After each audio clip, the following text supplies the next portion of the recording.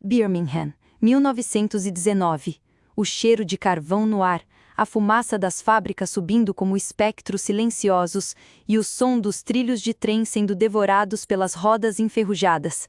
Enquanto os Peaky Blinders erguem seu império de cinza e sangue, um homem chega à cidade com o mesmo olhar de quem retorna de uma guerra que ainda não acabou.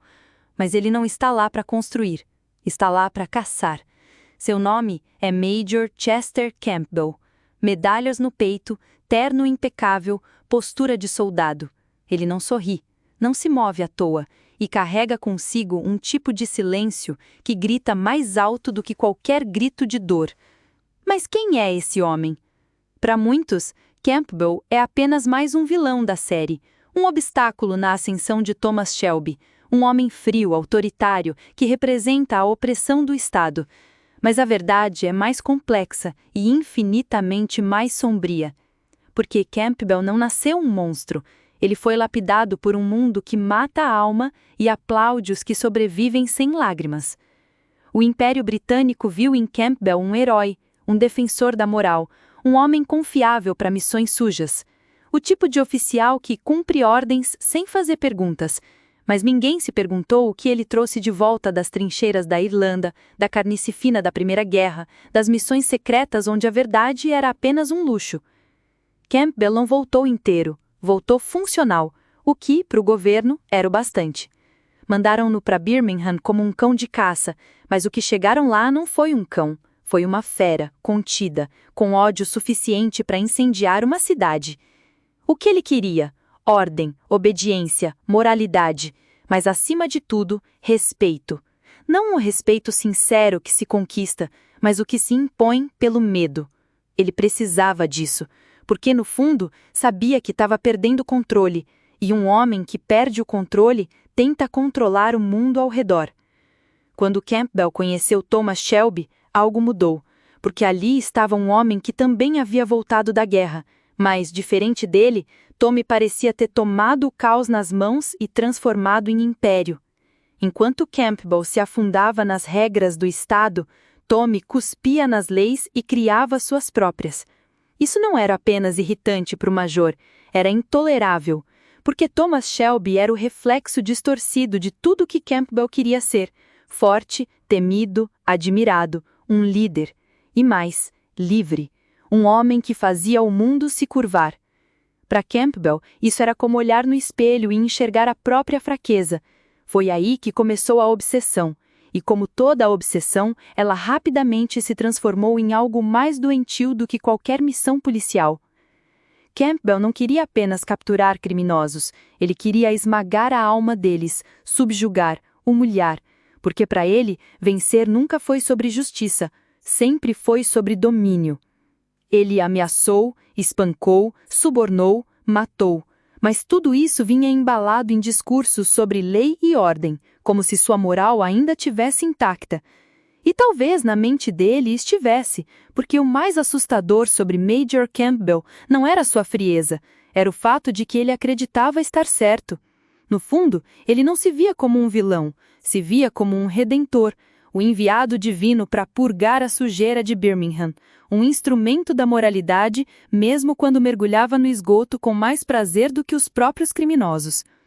E então veio Grace, e tudo ficou ainda mais perigoso, porque quando um homem quebrado se apaixona, ou acha que se apaixonou, o que se segue não é amor, é posse, é obsessão, é controle disfarçado de carinho.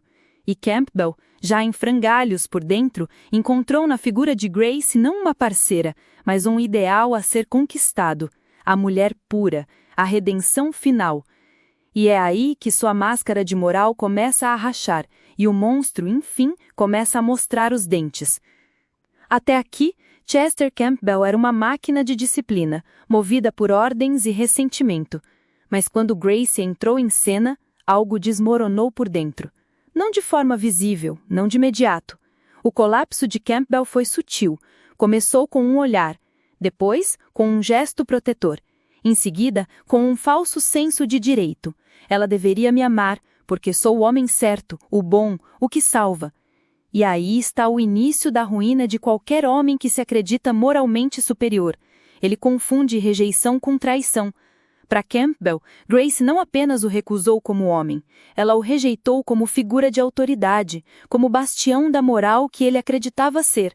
Quando ela se aproximou de Thomas Shelby, o mundo de Campbell implodiu. Na cabeça dele, não era apenas uma mulher escolhendo outro homem, era o caos vencendo a ordem, o pecado vencendo a pureza, o criminoso vencendo o defensor da lei. E aquilo ele não podia perdoar. A partir desse ponto, Campbell deixa de ser um oficial do Estado. Ele vira um predador. Sua moralidade se dissolve em ressentimento puro. Não há mais vestígio de justiça, só desejo de vingança. Ele usa o poder que ainda tem para perseguir, manipular, matar. Mas tudo isso vinha embalado em discursos sobre lei e ordem, como se sua moral ainda tivesse intacta. E talvez na mente dele estivesse, porque o mais assustador sobre Major Campbell não era sua frieza, era o fato de que ele acreditava estar certo. No fundo, ele não se via como um vilão, se via como um redentor, o enviado divino para purgar a sujeira de Birmingham, um instrumento da moralidade, mesmo quando mergulhava no esgoto com mais prazer do que os próprios criminosos.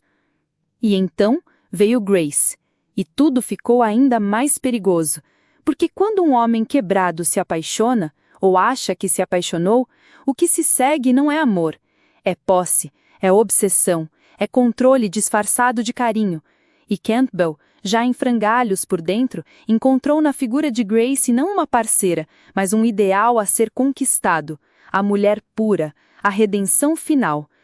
E é aí que sua máscara de moral começa a rachar, e o monstro, enfim, começa a mostrar os dentes. Até aqui, Campbell era uma máquina de disciplina, movida por ordens e ressentimento. Mas quando Grace entrou em cena, algo desmoronou por dentro. Não de forma visível, não de imediato. O colapso de Campbell foi sutil. Começou com um olhar, depois com um gesto protetor. Em seguida, com um falso senso de direito. Ela deveria me amar, porque sou o homem certo, o bom, o que salva. E aí está o início da ruína de qualquer homem que se acredita moralmente superior. Ele confunde rejeição com traição. Para Campbell, Grace não apenas o recusou como homem, ela o rejeitou como figura de autoridade, como bastião da moral que ele acreditava ser. Quando ela se aproximou de Thomas Shelby, o mundo de Campbell implodiu. Na cabeça dele, não era apenas uma mulher escolhendo outro homem, era o caos vencendo a ordem, o pecado vencendo a pureza, o criminoso vencendo o defensor da lei. E aquilo ele não podia perdoar. A partir desse ponto, Campbell deixa de ser um oficial do Estado, ele vira um predador. Sua moralidade se dissolve em ressentimento puro. Não há mais vestígio de justiça, só desejo de vingança. Ele usa o poder que ainda tem para perseguir, manipular, matar. Mas tudo isso vinha embalado em discursos sobre lei e ordem, como se sua moral ainda tivesse intacta. E talvez na mente dele estivesse, porque o mais assustador sobre Major Campbell não era sua frieza, era o fato de que ele acreditava estar certo. No fundo, ele não se via como um vilão, se via como um redentor, o enviado divino para purgar a sujeira de Birmingham, um instrumento da moralidade, mesmo quando mergulhava no esgoto com mais prazer do que os próprios criminosos. E então veio Grace. E tudo ficou ainda mais perigoso, porque quando um homem quebrado se apaixona, ou acha que se apaixonou, o que se segue não é amor, é posse, é obsessão, é controle disfarçado de carinho. E Campbell, já em frangalhos por dentro, encontrou na figura de Grace não uma parceira, mas um ideal a ser conquistado, a mulher pura, a redenção final. E é aí que sua máscara de moral começa a rachar, e o monstro, enfim, começa a mostrar os dentes. Até aqui, Chester Campbell era uma máquina de disciplina, movida por ordens e ressentimento. Mas quando Grace entrou em cena, algo desmoronou por dentro. Não de forma visível, não de imediato. O colapso de Campbell foi sutil. Começou com um olhar, depois com um gesto protetor, em seguida com um falso senso de direito. Ela deveria me amar, porque sou o homem certo, o bom, o que salva. E aí está o início da ruína de qualquer homem que se acredita moralmente superior. Ele confunde rejeição com traição. Para Campbell, Grace não apenas o recusou como homem, ela o rejeitou como figura de autoridade, como bastião da moral que ele acreditava ser. Quando ela se aproximou de Thomas Shelby, o mundo de Campbell implodiu. Na cabeça dele, não era apenas uma mulher escolhendo outro homem, era o caos vencendo a ordem, o pecado vencendo a pureza, o criminoso vencendo o defensor da lei. E aquilo ele não podia perdoar. A partir desse ponto, Campbell deixa de ser um oficial do Estado. Ele vira um predador. Sua moralidade se dissolve em ressentimento puro. Não há mais vestígio de justiça, só desejo de vingança. Ele usa o poder que ainda tem para perseguir, manipular, matar. Mas tudo isso vinha embalado em discursos sobre lei e ordem, como se sua moral ainda tivesse intacta. E talvez na mente dele estivesse, porque o mais assustador